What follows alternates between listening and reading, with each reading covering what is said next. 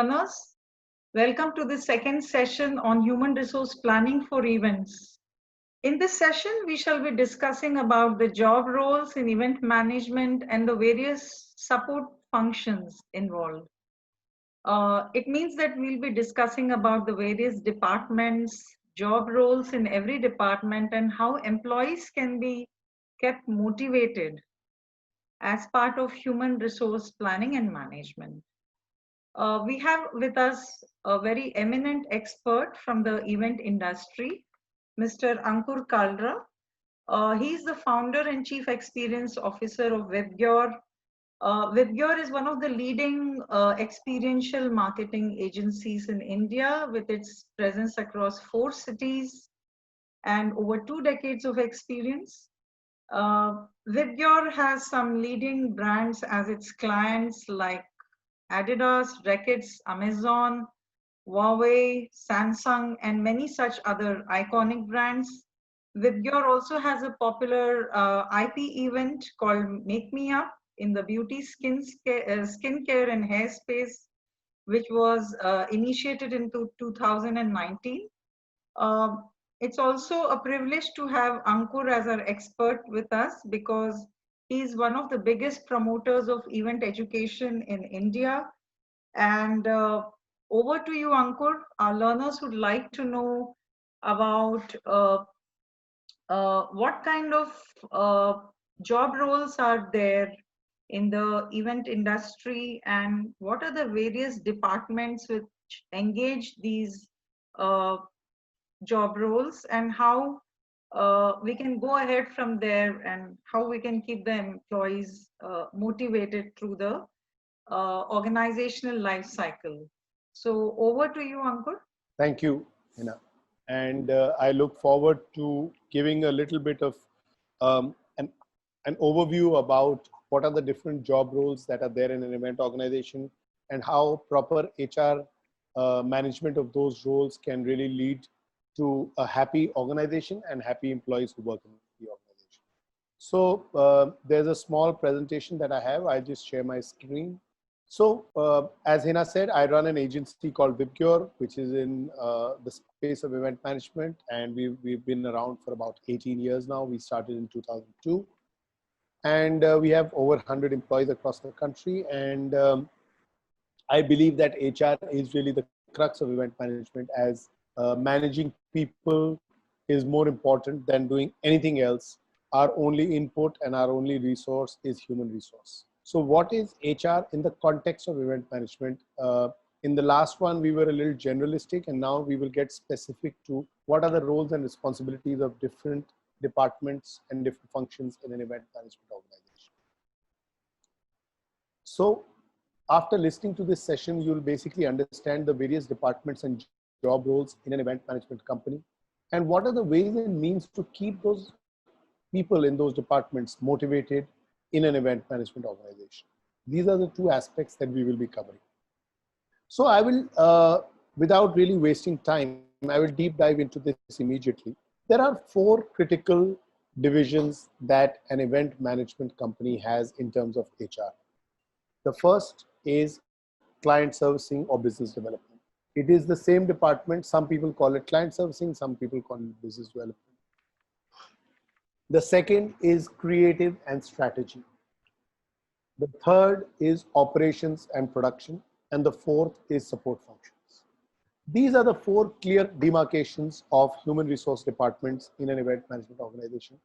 And to the best of my knowledge, whatever little time that I have spent in this industry, there is no 5th department that I can think of.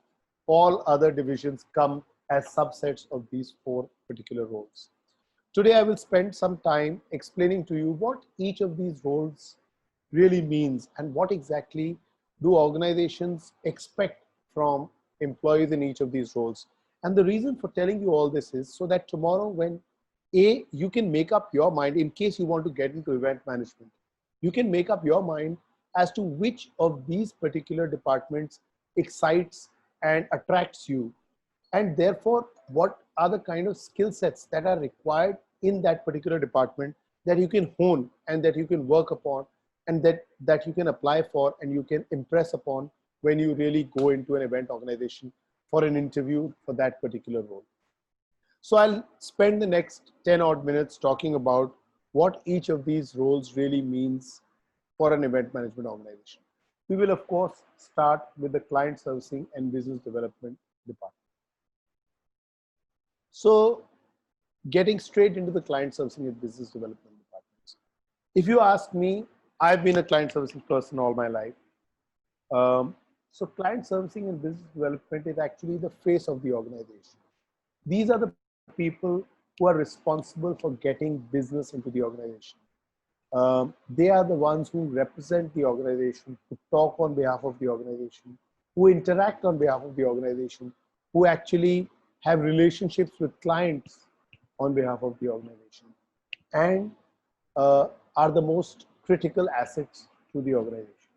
So they are, in one line, responsible for bringing in business and connecting with clients. So there are two aspects, as you would understand from the name: client servicing and business development. Client servicing means retaining existing clients and getting business from them on a repeated basis in a timely manner, always being in touch, being connected, and having relationships with existing clients. And business development means getting new business from clients, touching base with new prospective clients and getting in briefs and getting them onto the roles of the company. So they are responsible for bringing in business and connecting with clients. The kind of skills that they need are making presentations, going for client meetings, being able to talk at client meetings, being able to sell ideas and concepts. They represent the client within the company and the company with clients. So it sounds a little confusing, but I'll explain to you.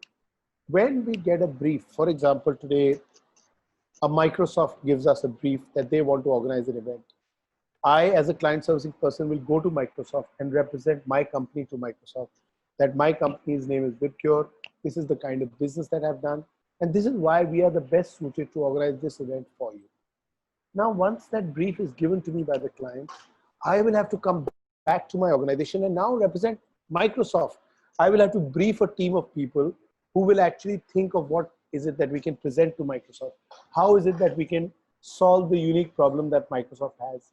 And how is it that we can think of interesting ideas? So I'm representing my company to the client, and then I'm representing client to my company. So they are that critical link which binds a client to an event management organization, the CS and BD team. They have actually end-to-end responsibility for all communication that happens with clients. So if a client wants to talk about a particular creative, the client wants to talk about a particular production aspect, they will not talk to the creative team. They will not talk to the production team. They will only talk to the client servicing team and solve their problem. And they are therefore, client servicing people is involved in each and every aspect in the entire journey, from making a presentation to closing the cost to actually delivering the final product to the client. They are involved because they are the face of the organization. The client is talking to them on a regular basis. So they are involved in each and every aspect of the business. And because they're involved in each and every aspect of the business, because they are the face of the organization, because they are responsible for bringing in business, they also usually have the fastest rate of growth within an event management agency. Yes, my friends, if you believe that you have the potential and you have the interest and you have the capability, you must definitely try your hand at client servicing and business development. It is the hardest and it is the most rewarding. Not that I'm undermining any other aspect of event management, but yes, client servicing and business development is definitely the field which has the fastest growth within the event management ecosystem. Coming to the next aspect of HR responsibilities in an event management organization, which is the operations and production. Now, the client servicing person goes and sells a dream. The client servicing person are also negotiating with clients. But do they actually bring that dream to life? No. The person who actually produces what is sold or produces the experience is the operations department. So they are the hands and legs of the organization. They actually deliver the goods. They are responsible for bringing dreams and ideas to reality. They have to understand the concept that a client servicing person sells to a client, and they have to give them physical shape. They need to have a very firm grip on numbers and costs. If they say a particular stage costs 5 lakhs and the client servicing person goes and sells it for 5.5 lakhs to a client, and when they're actually executing it, that particular stage costs 10 lakhs, what will happen? Will the client servicing person be able to take out that extra 5 lakhs from the client? No, because they've already bought it. So they need to have a very, very strong grip on numbers and costs. They need to think analytical. So they need to have really amazing analytics. So the client servicing team needs to have really good communication skills. The production team needs to have really good logistics and analytical skills. And they need to develop good vendor relations over a period of time. They need to physically deliver under pressure. There are times when my operations people don't go home for two days, three days. They are standing in the cold and getting work done. Okay, they have to physically deliver under pressure. And they usually are given the task to achieve the impossible. If a production person says that this stage will be made in 24 hours, the client servicing person replies that we have only 5 hours because the client is not willing to pay an extra day at the hotel or at the venue. So they have to usually achieve the impossible, and that is what is the hallmark of a good operations and production team. If they have taken on some challenge, if they have taken on a project, they usually have to deliver it right to the end. They have to have ability to think on their feet and improvise. There are lots of challenges come, and I can think of hundreds of examples that we have had to innovate at the final production time. When an event needs to be done, there is a camera that needs to be there or a crane that needs to come, which doesn't come in. How do you, an event does not have a second take. They have to get it right in the first take. And they are responsible of winning the war on the ground. There are generals here who promise things, who are sitting in Delhi, but the soldiers who are actually fighting the battle, the commanders who are actually fighting the battle, who are actually responsible for delivering the goods at the site are the operations production people. And unless they have the ability to think on their feet and improvise, they will not be able to be good operations or production people. So if you guys feel you have good analytical skills, you have a good grip of numbers, you can work long hours, you can think on your feet, you can achieve the impossible, you can deliver under pressure, then you are fit for an operations or a production job in an event management organization. Now the third, so this is the Trimurti, the client servicing, operations, and the creative or the innovation within an event organization. Now, while a client service, so the key skill set required in client servicing was communication, was execution in operations, and is innovation or thinking in creative. If you feel you are an innovator, if you can think out of the box, you can make great designs, you can write great stories, you can write great concepts, you can come up with great ideas, with crazy innovations, with newest technology, then you're fit for the creative team. They are the brain of the organization. Typically, a client servicing person will come back and tell the creative team, Mercedes wants to launch a new car which has these features. Come up with a concept of how they can do it, and they can do it better than anybody else in the industry can do it.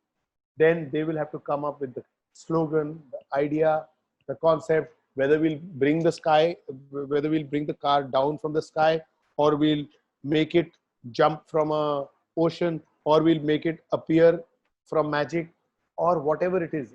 It is their job to create those crazy ideas, to create the crazy designs, to come up with an amazing concept that actually are sold to a client and then are actually executed by the operations team. So they are the ones who will create the concepts and the presentation. They will write the presentations which sell. At the end of the day, I may have the most amazing communicators, I may have the most amazing executors, but if my ideas don't sell, it's all worth nothing. Somehow seems to never go home. When I leave the office, they're sitting. When I come back in the office in the morning, they're still sitting. So they have the ability to, they should have the ability to work long hours and to be creative under pressure. Everybody can say that if I have 1 year, I come up with a great creative concept. But our creative concepts are required overnight, sometimes yesterday. The client says, I want this idea and I want it yesterday. Whoever can deliver gets the job. They need to come up with something new each day, every day. If I get slightly technical, there are 4 different aspects that are part of the creative team: 2D, 3D, concept, copy, and video. So 2D is making drawing, making logos, working in 2 dimension. 3D is making stages, making exhibition stalls where our artists work in 3 dimensions. Then there are conceptualizers, people who think of amazing concepts, who apply their mind. There are copywriters who have great command over the English or the Hindi language. And there are video editors, people who can make very good videos and who can come up with great concepts for films, etc. So this is what is the creative team all about.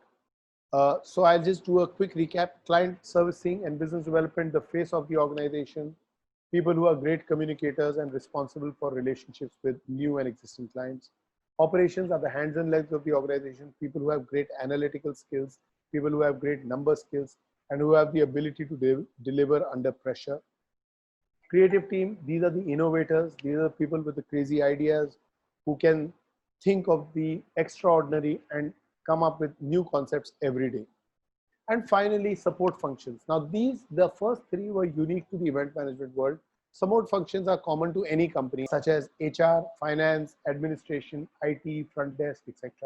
These are the people who help the others in doing their job. Their task is to create a comfortable, safe, productive, and uninterrupted work environment for all. So the HR department, the finance department, the admin department, the IT department, front desk, etc. are the people who are part of the support function. Their job is to ensure that everybody else can do their job well. So one of the most important aspect of HR department, what are the issues that are faced by the HR department? There is lack of competitiveness, there's attrition, there's absenteeism, there's poor quality, and they usually need to motivate the staff members constantly, train them, motivate them, and ensure that they are committed to give their best in order to achieve the individual and organization. Now, each individual has certain goals and the organization has certain goals. When those goals match, when the individual's goals match with those goals of the organization, that is where the real magic happens. So their job is to ensure that good employees are retained in an organization. Their job is to ensure that the work environment is positive, competitive, and there is enough motivation for everybody to give in their best in the organization. So this was all about the support functions. And these were the different departments in an organization. I've been asked to cover a little bit of theory. So one theory which I always like is the Maslow's theory. You can look it up. It's about the hierarchy of needs. It talks about an order of needs. There is a lower order of needs which needs to be satisfied. That is when an employee moves up to a higher order of needs. And as the employee moves up the ladder, the order of needs keeps changing and their fulfillment also keeps changing. So if we look at the pyramid that Maslow talks about, it talks about first the basic needs, which are the physiological needs. What are the physiological needs? Roti, kapda, makan, bed, house, pani. Those are the physical needs that a person has to exist. Then there are the safety needs, right? I need to have money. I need to have a decent bank account. I need to have security. I need to have a house. Then there is a need of love and belonging. Whether it is at home or in an organization, an employee has to feel loved and an employee has to feel part of the entire environment. They have to belong there. Then it's about esteem, right? Where it is about getting recognized, it's about getting rewards, it's about making sure that your peers respect you. And finally is the highest, which is self-actualization. That is about a person feeling good about himself, where everybody respects that person, where that person has become an authority, where that person has actually achieved what is called self-actualization. In a way, that is the moksha stage in Maslow's theory. So you can't achieve the esteem need without having the physiological needs. So it is, you have to first have the physiological needs taken care of. Then you need to have the safety needs taken care of. Then you need to have the love belonging needs taken. Then you need to have the esteem needs taken care of. When all these are taken care of, that is when the self-actualization need really is fulfilled. And that is what Maslow says that each of these layers have to form on one on top of the other. It is not this or that. It is this and that. So this need, then that need, and as we go up the ladder, the needs become more and more complex. And for any good HR manager, understanding this pyramid is really important. So this, my friends, is the Maslow's theory, which is also called the hierarchy of needs. Now I will very quickly cover, I'm running out of time, but I will very quickly cover what are the various motivation techniques that an HR department uses to motivate its employees in an event management scenario. So there are monthly and quarterly R&R. R&R stands for rewards and recognitions, where we talk about who has got the maximum business, who's taken out the maximum profitability, who's come up with the best ideas, etc., etc. There are annual and half-yearly employees, offsites that are done for all employees. There's a yearly town hall that at least my organization does, where we share all the numbers of an organization with all the employees and how the organization has really performed through the year, which gives them a sense of ownership. There are various games and activities that we conduct for work-life balance, yoga, Zumba, etc. Various activities that we conduct on a regular basis. These are the various motivation techniques that are done in an organization where employees are kept motivated using various techniques. And as the need arises, there are various other techniques that we use. But these are some of the motivation techniques that we use in our organization, Wipcare. Within this limited time, I hope I've been able to take you through the different departments in an event management company, and Maslow's theory of hierarchy of needs, and finally the motivation techniques that are used in an event management organization. Thank you for listening, and I hope I've been able to explain some aspects of HR in an event management organization. Thank you. Thank you, Ankur.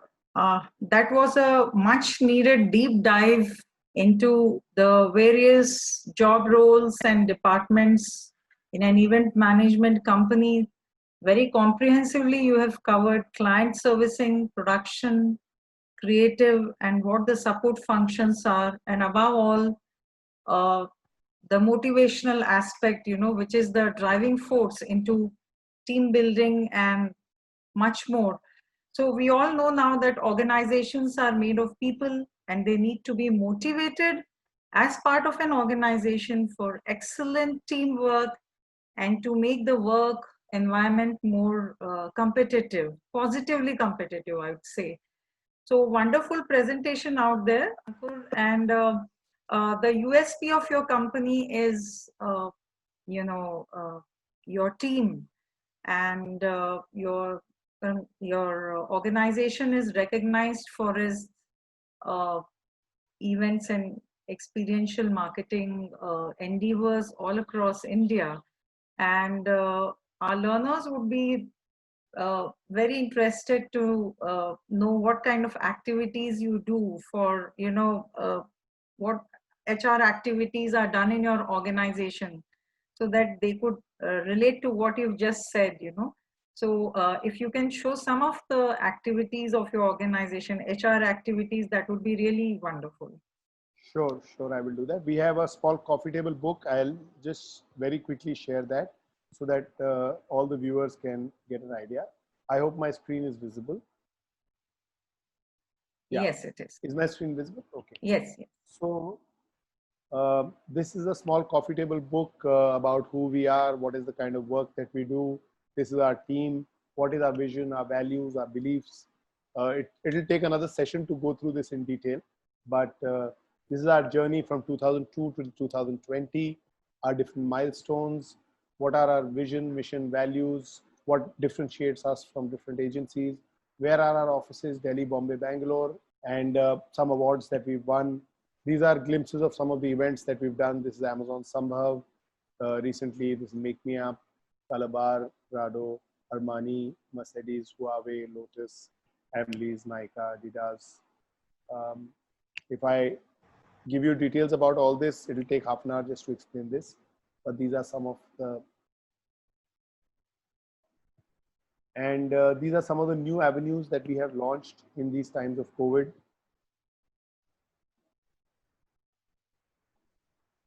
coming straight to some of our HR initiatives. For example, this is on the left, you can see these are the rewards and recognitions that we do every month for employees who have achieved something spectacular. These are lunches and get-togethers that we do in winters on our terrace and in different parts of our office. We do activities at Diwali, we do an annual offsite, we do our town hall. We have a games area in office. We've got table tennis, foosball, Christmas celebrations across our 3 offices.